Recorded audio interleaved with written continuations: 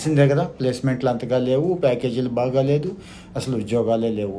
America వెళ్ళిపోయాడు. అక్కడ ఈరోజు ఎంఎస్ చేస్తున్నాడు. మరి ఇంటర్న్షిప్ చేయాలి కదా. అమెరికాలో ఇంటర్న్షిప్ లేకపోతే చల్లని కాని చిల్లు కాగితం అన్నట్టు ఆ ఇంటర్న్షిప్ కోసం బాగా స్ట్రగుల్ అవుతున్నాడండి.